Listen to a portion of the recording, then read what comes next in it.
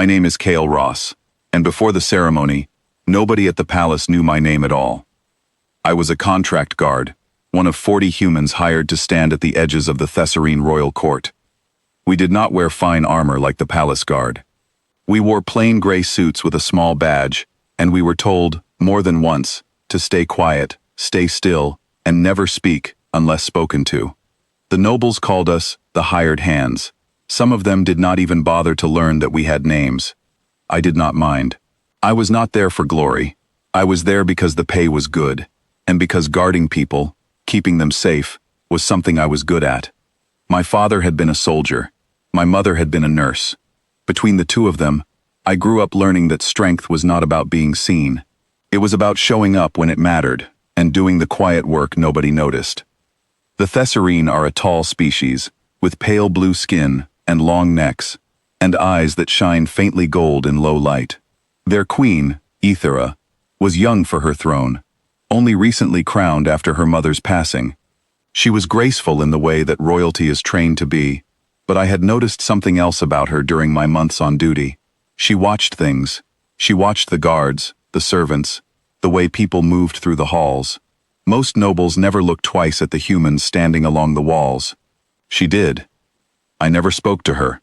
That was not my place. But I noticed her too. The day everything changed was the day of the founding ceremony, when the queen would walk through the public square to greet her people. It was tradition, and it was supposed to be simple. I was assigned to the outer perimeter, near the edge of the crowd, one of a dozen guards spaced along the route. The square was full of color and noise, banners overhead, music playing somewhere near the fountains. I remember thinking it was a beautiful day. That is the strange thing about moments like this. They never announce themselves. 1 second, everything is calm. The next, the world tilts sideways. I saw him before anyone else did. A figure near the front of the crowd, moving wrong. Everyone else was watching the queen's procession, but he was watching an angle, a gap in the guards, calculating something. My training kicked in before my thoughts did. I was already moving. He had a weapon hidden in his sleeve, something small and fast, meant to be used in the half-second when no one was looking. He raised it just as the queen passed within a few steps of him. I did not think. I do not remember deciding anything. I simply moved between them. There was a sharp pain, sudden and enormous, and then the world became very loud and very far away at the same time. I remember the queen's voice, sharp and afraid, shouting something in her own language. I remember hands grabbing me, the ground rushing up, the sky spinning above the banners. Then nothing. When I woke up, the light in the room was soft and pale, filtering through a curtain I did not recognize. My whole body ached in a way I had never felt before, deep and slow, like my bones themselves were tired. I tried to move, and a voice stopped me. "Do not," the voice said. "You are still healing."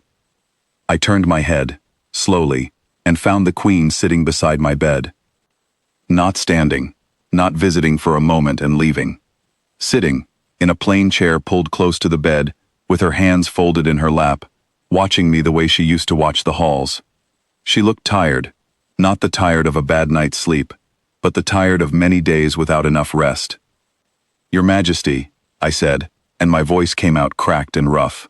I tried to sit up, out of habit, out of the instinct that said I should not be lying down in front of royalty. She placed a hand gently on my shoulder, stopping me. "You will stay still," she said. "That is an order, if you need it to be." I did not know what to say to that. I had spent months standing silently at the edges of her world. Now she was ordering me to rest, sitting close enough that I could see the exhaustion in her golden eyes. "How long," I asked, "have I been here?" 6 days, she said. "You nearly did not wake up at all." I did not know what to say to that either. 6 days. I tried to imagine what had happened in that time, whether anyone had noticed I was gone, whether my absence had mattered to anyone at all. I was, after all, just hired help.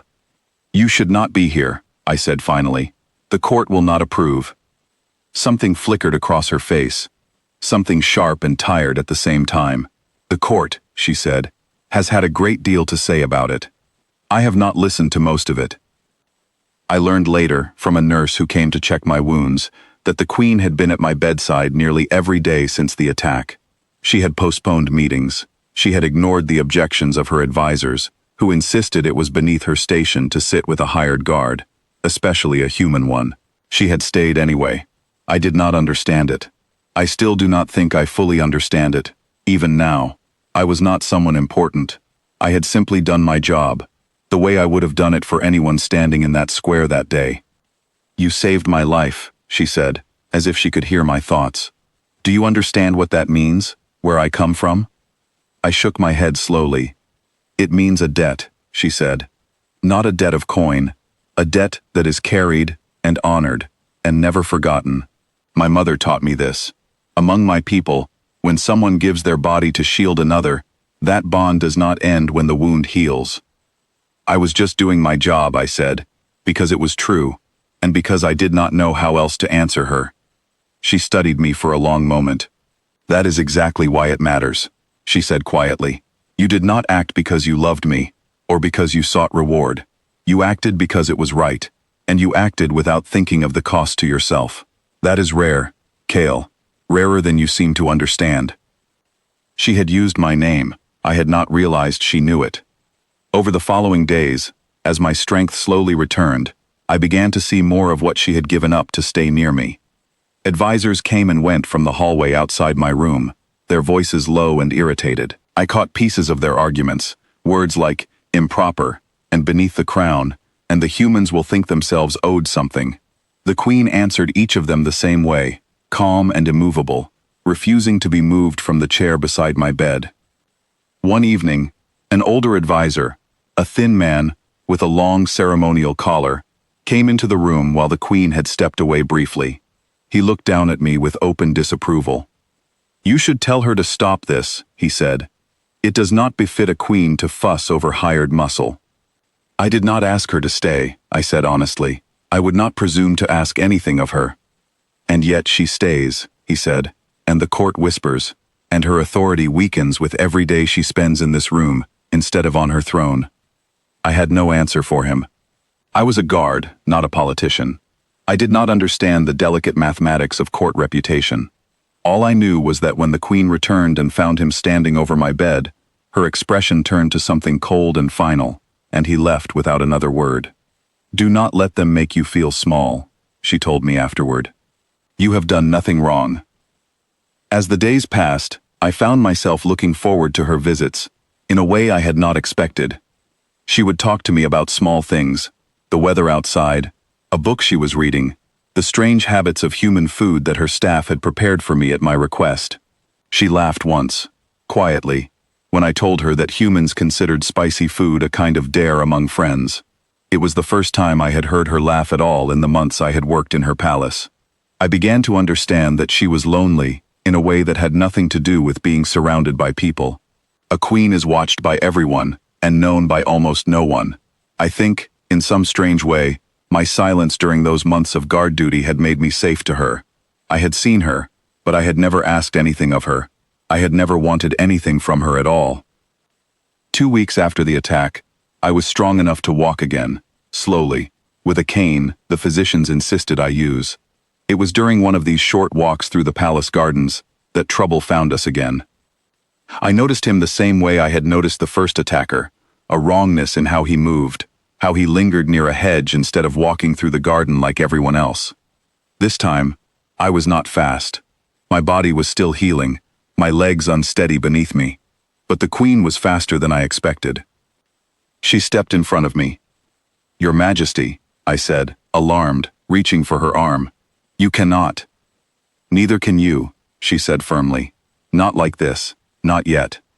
The man in the hedge did not get the chance to act. Palace guards, alerted by the sudden movement, converged on him before he could reach either of us.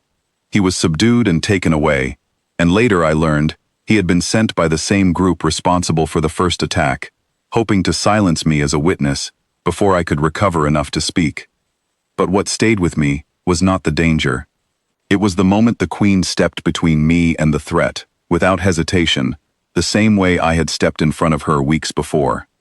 "You did not have to do that," I told her later, once we were safely back inside. "Neither did you," she said, "and yet you did.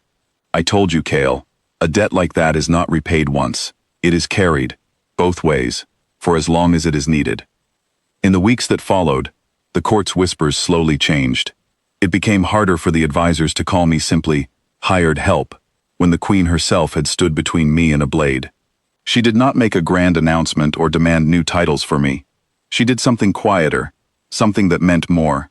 She insisted I remain assigned to her personal guard, no longer standing at the edges of the crowd, but walking beside her, seen and acknowledged. I never became a noble. I never wanted to be one. I was still, at heart, the son of a soldier and a nurse, someone who believed that showing up mattered more than being seen. But I no longer stood in the shadows of that palace. I walked beside the queen, not because of the wound I had taken for her, but because of the quiet, steady thing that had grown between us in the 6 days I did not remember, and the many days after that I would never forget. She never left my side when it mattered, and in the end, that was worth more to me than any title the court could have offered.